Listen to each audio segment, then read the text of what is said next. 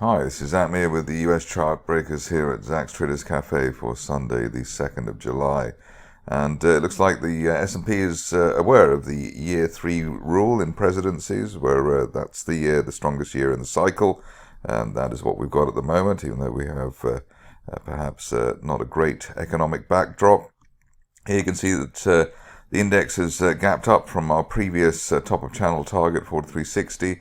44.50, the very strong close on Friday, and that closed the gap top at 44.07, so we have a gap close buy signal and an island reversal as well, so that's a double signal there, and basically above the old June resistance, 44.48, looking for this market ahead as high as 47.20 as soon as the end of next month.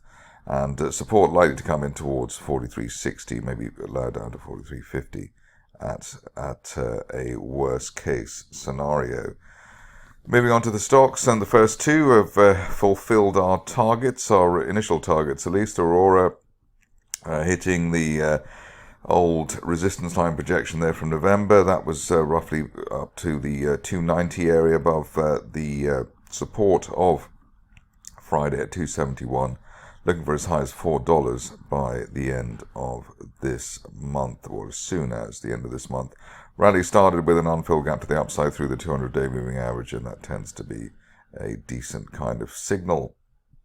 Moving along to another stock which has delivered on the upside in the way that we wanted, Carnival Corporation. Here we managed to close on Friday above the second target we had there. The first one was around $14, second $18, and above $18. Now we're looking for as high as $25 by the end of next month. I suppose if we're lucky, it could be by the end of this month. But what a result there on Carnival. Always nice to have the second target hit there, and ideally we get the third one before the shares have to regroup. New name coming up next, but one that looks very encouraging. It's Cyteir Therapeutics, and here we've broken a line of resistance there from back in July last year. That was around $2.30. Above that, looking for the top of the rising trend channel from September last year, as high as $3.20 by the end of this month. Stop loss there just below that 230 zone. And another new face for the Chartbreakers coming up, Cymabay Therapeutics, and here a gap through the 50-day line, one of our favorite setups. Top of the channel there from back in, this time last year, heading as high as $13.20, and we're looking for that by the end of this month while we hold above the 50-day line around $9.50.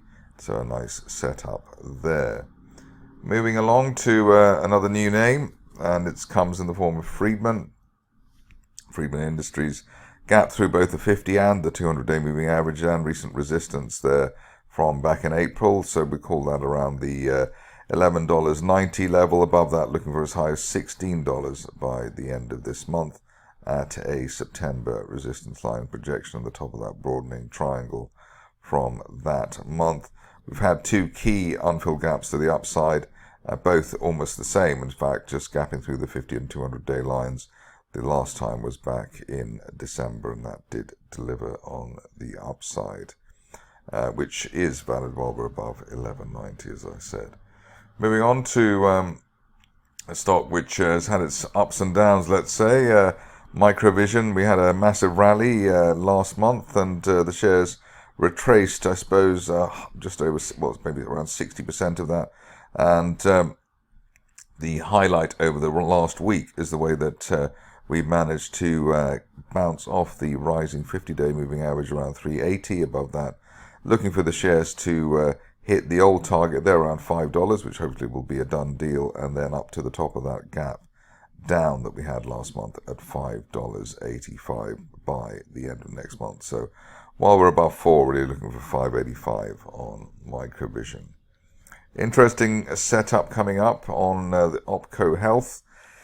Here you can see that we're just sort of breaking out through the old resistance there from May, and obviously from June as well. The June peak around $2 $2.10, and above that looking for as high as the top of that price channel from the end of September last year at $2.60 by the end of next month. Yeah, $2.08, the exact number there. But the upside valid here while we're above $1.90 and May resistance.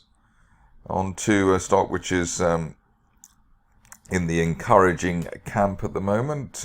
Rockwell Medical. Here you can see that the initial target there up to around $5 has been hit, and above that we're looking for as high as $7.50 over the course of July, and maybe at that stage one can upgrade the target there. But the key here really was the unfilled gap to the upside at the beginning of last month, and the momentum which has been built ever since there.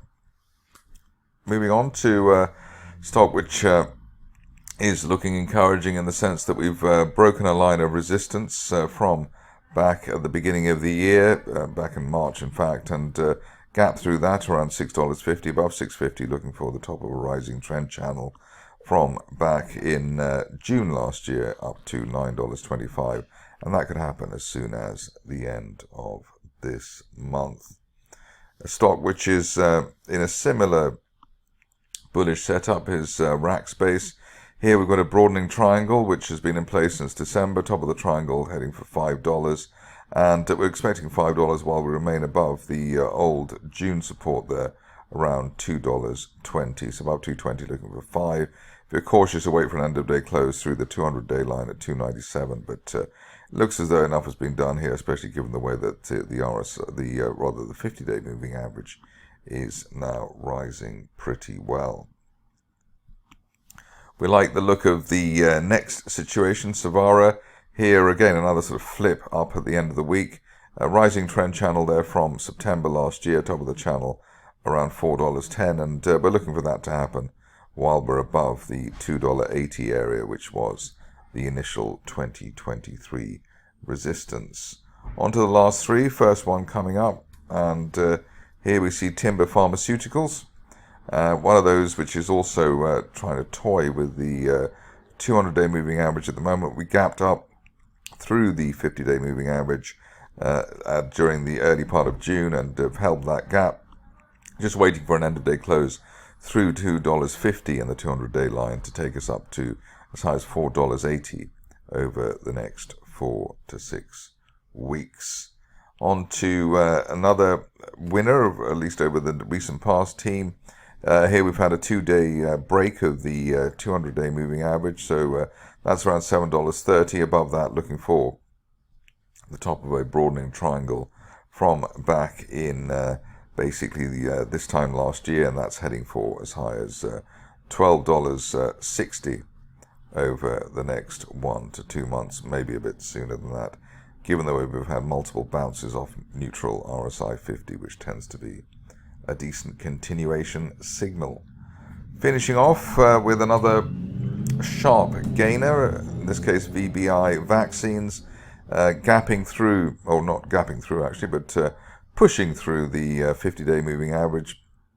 That's at $2.85, above $2.85. We're looking for as high as $6.50 by the end of next month. We've got bullish divergence there as well, going to the lower lows at the end of June.